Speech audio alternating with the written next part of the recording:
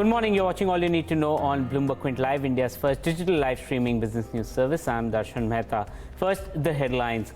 The US Federal Reserve cut interest rates by 25 basis points for the second time in a row. Policymakers, however, remain divided over the future course of action. US President Donald Trump has asked the Congress to impose more sanctions on Iran following the attacks on Saudi oil fields over the weekend. Iran has formally denied any roles in the attack. Finance Minister Nirmala Sitharaman will meet chiefs of public sector banks today to discuss a host of issues, including transmission of monetary policy rate cuts. Reliance Jio was the only telecom service provider to add active subscribers in the month of July, while Bharti Airtel lost subscribers for the 9th straight month. And the government's direct tax collection have only risen 4.7% so far this year. This is against the 17.5% growth target that was projected in the budget this year. Let's begin with the big news this morning. The US Federal Reserve on expected lines cut interest rate by 25 basis points. Fed Chair Jerome Powell emphasized that the US labor market remains strong while noticing that the damage caused by the trade war with China. The Fed, however, remains divided on the future course of action. Kathleen Hayes of Bloomberg News reports.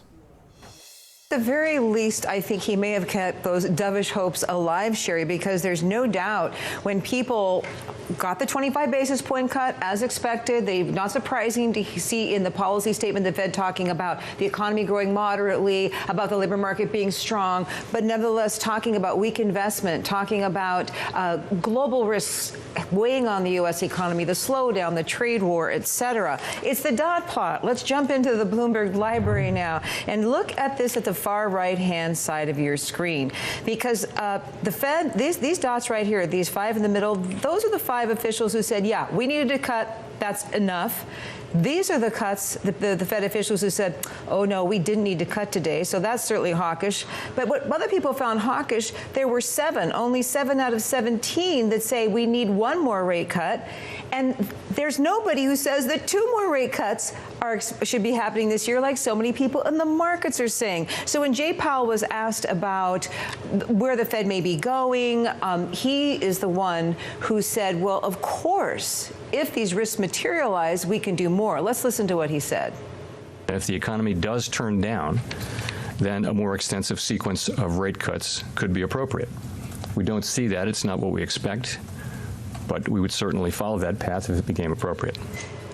Another thing that was distressing to traders, investors, economists is that with this great dispersion, there were 2 dissents against the cut from Esther George, Kansas City Fed, Eric Rosengren from the Boston Fed, just like there were in July. Jim Bullard from the St. Louis Fed dissented because he wants a 50 basis point cut. Such a wide divergence of views. People say, where's the guidance from the Fed that we need? Analysts were left disappointed after the Federal Reserve delivered a hawkish 25 basis point rate cut and failed to deliver more clarity on what lies ahead. Let's listen to what some of them had to say. I'm disappointed by what the Fed has come out with here. Why? Well, because the market is priced for substantially more action. And so the fact that the Fed is sort of disappointing based on market expectation. We were expecting more. We were certainly expecting more in terms of the dots. I think the Fed is not as accommodative as I'd like it to be, simply because my inflation forecast is running below 2% over the next 3 years. So I think there's more room for accommodation. I think the Fed is way too preoccupied with inflationary expectation. The Fed has changed the way it's operating at a fundamental level, and they've moved toward this expectations-based way of looking at the economy rather than sticking to the same macro variables that they used to look at. And I think it's very confusing. It was a mixed trading session for the U.S. markets. Benchmark indices, however, recovered from the lowest point of the day after the Federal Reserve questioned the need for more rate cuts in this year. Renita Young of Bloomberg News brings us a wrap of Wednesday's trading session on Wall Street in this report.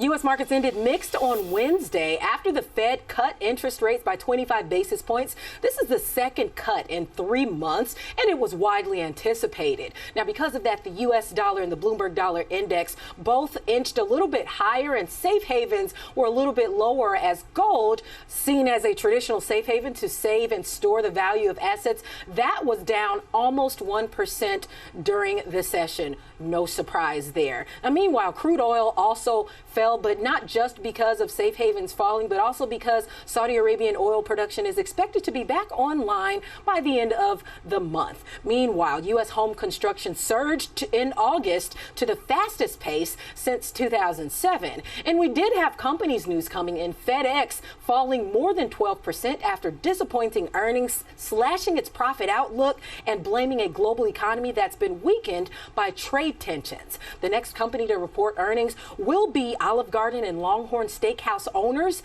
Darden Restaurant. And that's a look at your Wall Street action on Wednesday. In New York, I'm Renita Young for Bloomberg News. Let's take a look at the Asian markets, and Rosalind Chin of Bloomberg News is joining us from our studios in Hong Kong. Good morning, Rosalind.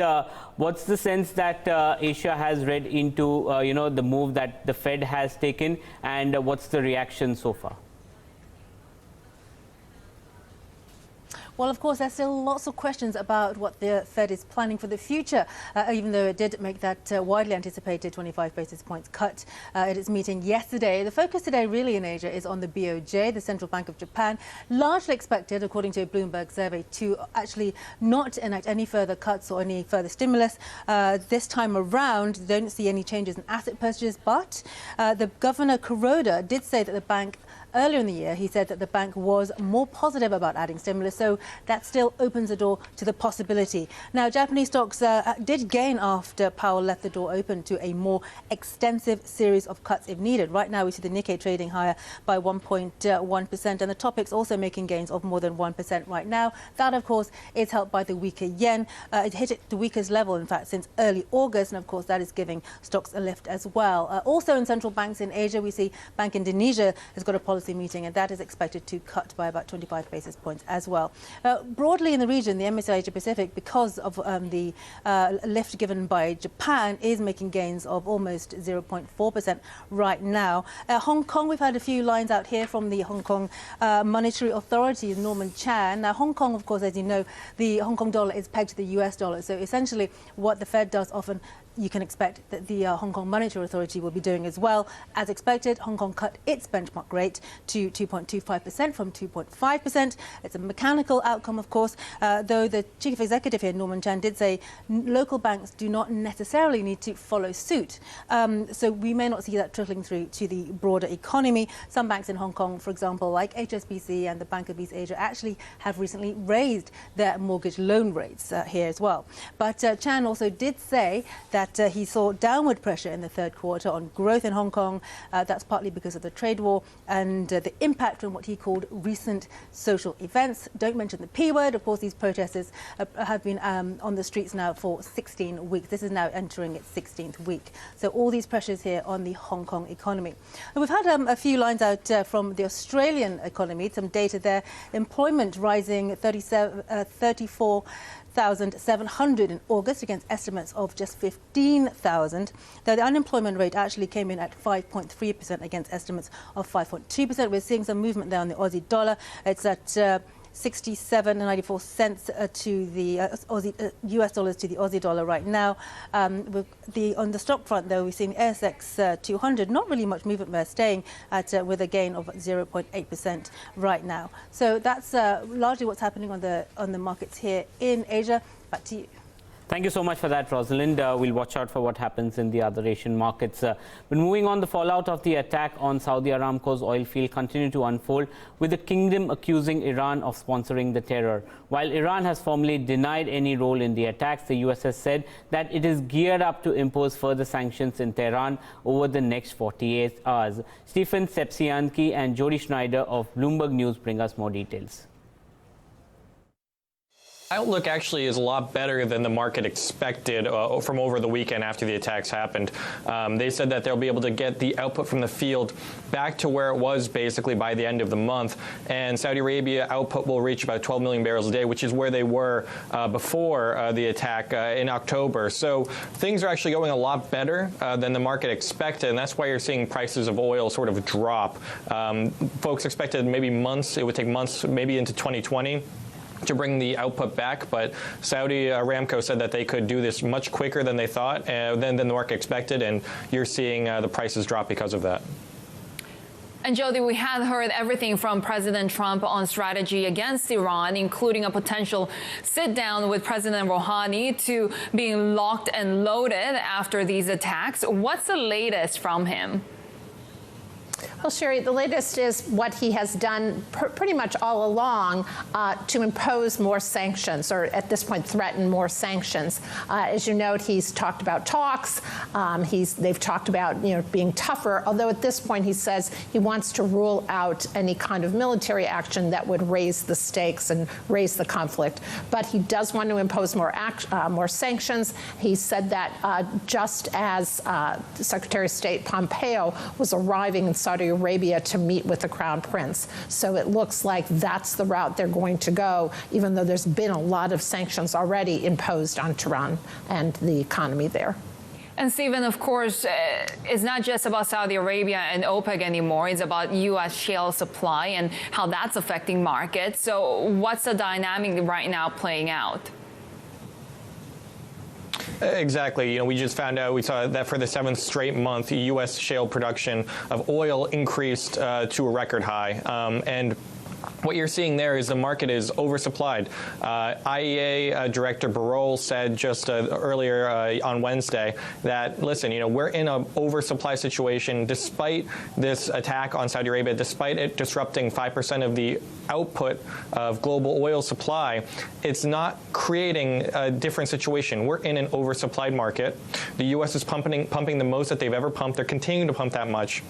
And we're in a situation where it's bearish overall for markets. The reason why prices are still up about 5% this week is mostly because of a risk factor of any further conflict in the Middle East. Jody, what's Saudi Arabia saying about the strikes on the Aramco facilities? Yeah, Saudi Arabia is saying, in their mind, without a doubt, that Iran was the culprit here. They're saying it's unquestionably that they have no question that Iran was behind this, even though they are not able to pinpoint where this actually occurred, where it actually, the source, the exact source of it. But they're saying it's Iran, and that's pretty much in keeping with what the U.S. is saying. Secretary of State Pompeo was a little less emphatic, but said the U.S. has high confidence that the culprit in this was Iran. So the Saudi Arabia and the U.S. are on the same page here, and imposing sanctions is where the U.S. is going at this point with the support of Saudi Arabia. Now let's see what's making headline across the globe. Ritika Gupta of Bloomberg News brings us the first word headlines. Fed Chairman Jerome Powell reiterated his view of a strong U.S. economy as he cut rates and said moderate policy moves should be sufficient to sustain expansion.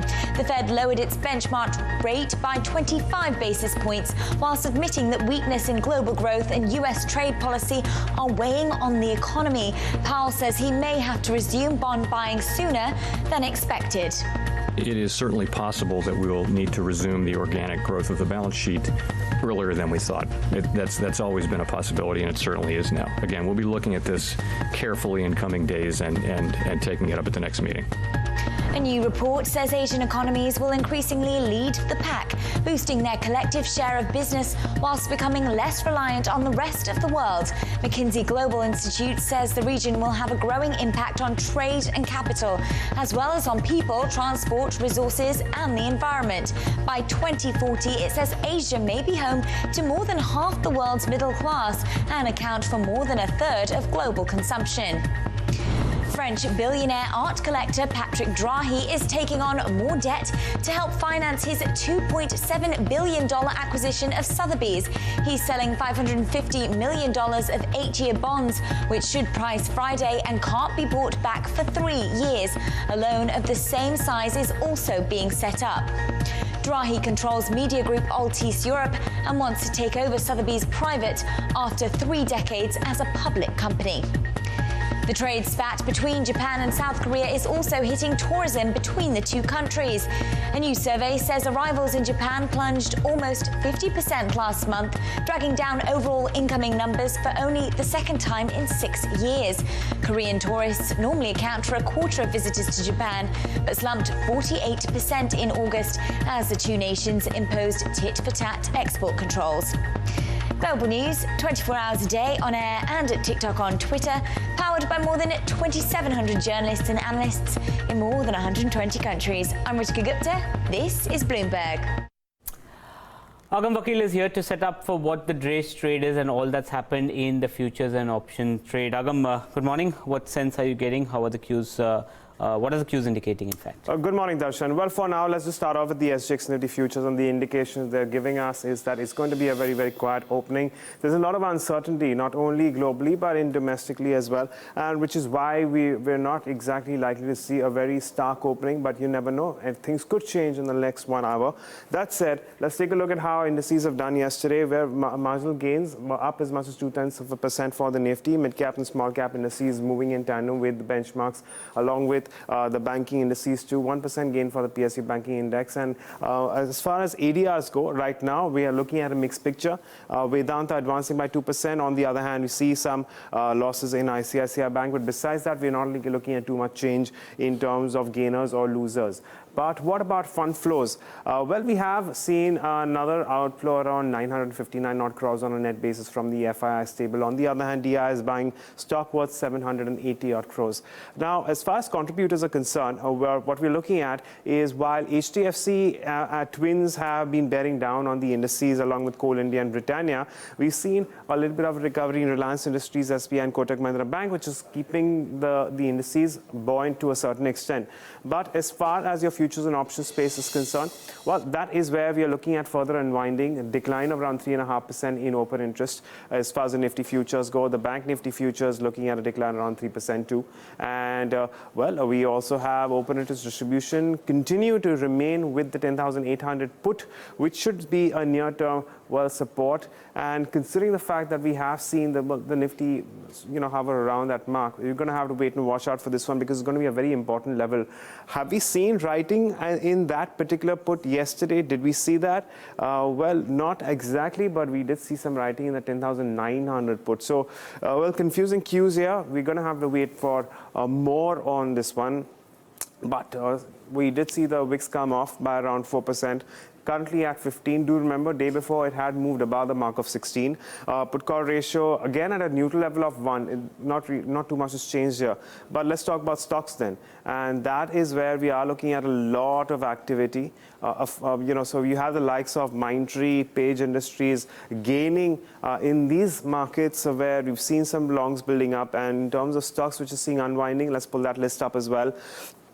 So you do have, the likes of MCX India or Apollo Hospitals for that matter, which are looking at some amount of decline to a certain extent for Apollo Hospitals, short covering. So mixed cues out there, Darshan, again, keeping an eye on the indices and what they do in today's year. Okay, it'll be very important. The SGX Nifty has now shifted into the red. It was trading with a positive bias. So while Asia has managed to do well, the SGX Nifty is not indicating that kind of strength. But the finance minister will meet public sector bankers today to take stock of the 10 basic point rate cut transmission done so far. The government also wants an update on some other measures announced by the RBI and the finance ministry.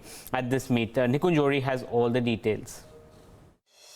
Finance Minister Nirmala Sitharaman, along with Finance Secretary Mr. Rajiv Kumar, is going to head a meeting with 10 public sector banks that were recently amalgamated or merged. There's going to be a review of transmission of low interest rates and products that these banks have introduced, which are linked to repo rate, to step up affordable credit in the economy. There's also going to be a review of several measures taken by these banks to advance loans to MSMEs, self-help groups, or small businesses. The government, the finance minister, is also going to review the partial credit guarantee scheme, which was introduced in the budget, where public sector banks were supposed to buy pooled assets of NBFCs. There's the 10 public sector banks that have been invited for the meeting are heads of Allahabad Bank, Andhra Bank, Canara Bank, Corporation Bank, Indian Bank, Oriental Bank of Commerce, Punjab National Bank, Syndicate Bank, Union Bank of India, and United Bank of India. There's also been a request sent to heads of State Bank of India and Bank of Baroda to attend the meeting, which will be chaired by the Finance Minister. India can look at some of the cost parity between electric vehicles and the conventional ones only after 4 to 5 years, says Chetan Maini, the founder of Reva Electric, the country's first electric vehicle manufacturer. Says that there can't be one technology that will suit all players across the vehicle classes. Nishant Sharma caught up with him on the sidelines of the JP Morgan India Summit and started off by asking him about his new company's Sun Mobility tie-up with Uber. Well, I think the partnership today is focusing on three-wheelers. Uber, of course, has other vehicles on its platform, and it's something that over time we will work towards. But I think the large market in India for areas, especially around battery swapping, is two-wheelers and three-wheelers, and that's where our focus is going to be initially. And as far as Sun Mobility, what kind of opportunities are you looking at as far as the electric vehicle ecosystem is concerned? So we've already teamed up with around 10 OEMs across different platforms. We've teamed up with 10 mobility solution providers, and our idea is to help create an open architecture infrastructure. The battery we do, you can go in any two-wheeler or three-wheeler, over 20 million vehicles produced a year. We're trying to be an Android there and help, on one side, consumers to get products that could be cost-effective and adopt green products, and OEMs to allow them to get quick to market and sell more product. So we're an enabler. And this business is going to be large. I think that electrification, especially in two and three wheelers, in the next 5-7 years could be very high, up to 50%, if not more. And so we see ourselves being a dominant player in this field and supporting the industry. As far as the setting up the battery infrastructure is concerned, what strategy should we go? Because there's a sort of hesitant in the market. Should we go for the battery swapping way as well? Because where you can't really maintain the quality of the battery as well. There's whole sort of fears around battery swapping infrastructure as well. Are those fears warranted, and should we be more agnostic in terms of how we go? Yeah, very good, both very good points. I think from a battery swapping point of view, actually the safety is significantly higher. In India, especially in two and three wheelers, the ambient temperatures go up to 45 degrees, and that heat causes a lot of battery degradation. Imagine if your scooter was lying outside in this area. Our stations are air conditioned, so they cool the batteries down, and they're connected always online on the internet, so you can actually monitor the batteries in real time. This is very essential in shared markets, where so you're preventing abuse, which could be very high, and ensuring that the battery is always in its perfect condition to be used on this front. Your point on I think there's going to be all these technologies coexisting. If I was a scooter, personal mobility doing 40 kilometers a day, had a plug point in my home or my apartment, it would make logical sense for me to have a small fixed battery and do it. If I was a school bus going to school, it did 40 kilometers up, had 7 hours to charge and 40 kilometers back, I would use a small battery pack and do regular charging. If I started to go shared mobility, I would do swapping, because you have one day you may do 100, next day you may do 150. You want flexibility, you want refueling in less than a couple of minutes. You are anywhere in the shared market. The shared battery is in a way allowing you to reduce cost. So there are going to be solutions that coexist on this area. It's not one thing that's going to solve all industry issues.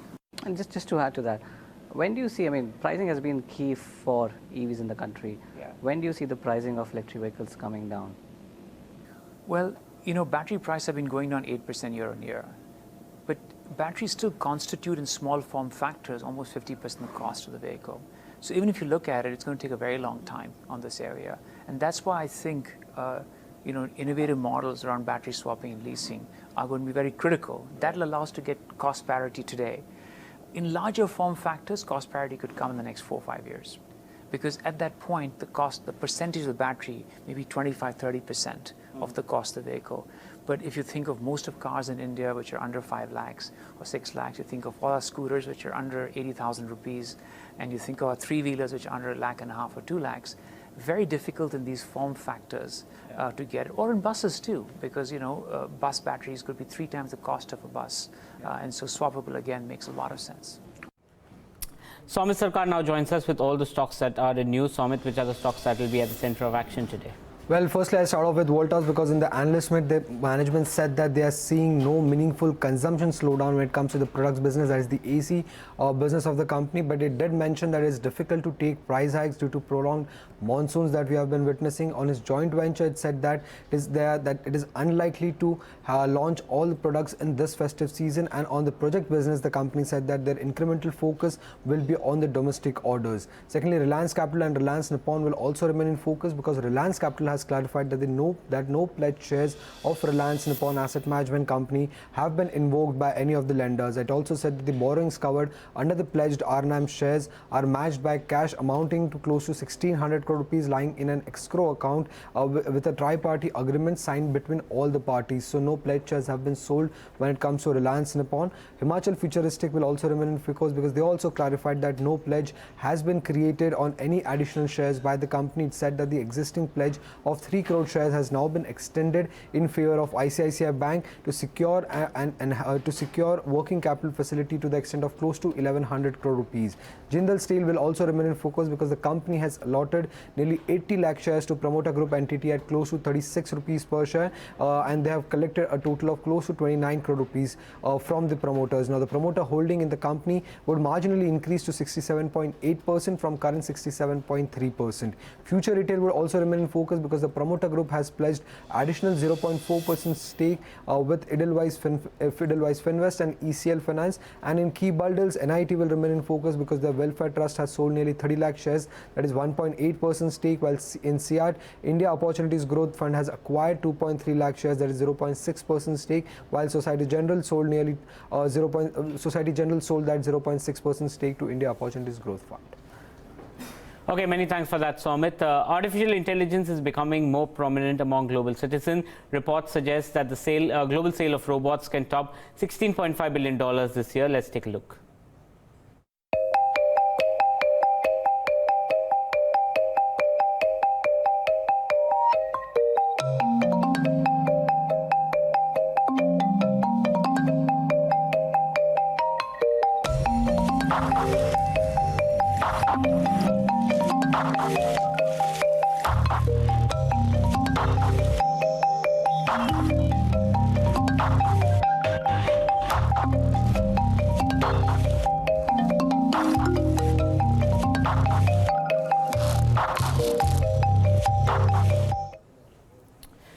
There's lots to talk about over the course of the day, and you'll find all the live market action on BloombergQuint.com. There are also a few stories that you should consider reading on the website BloombergQuint.com, and here they are. Reliance Jio Infocomm was the only telecom service provider to add active users in July, but still had few paying subscribers when compared to peers. The telecom operator added 40 lakh active users in its network in July, according to data compiled by Bloomberg Quint from the Telecom Regulatory Authority of India. That compares with 1 crore active subscribers in June. Reliance Jio is now India's second largest telecom company by subscriber base. As against the steep 17.5% higher tax collection budgeted for the full year, the government could mop up only 4.7% so far this year, with the direct tax kitty growing at rupees 5.5 lakh crore as of September 17th, up from rupees 5.25 lakh crore a year ago.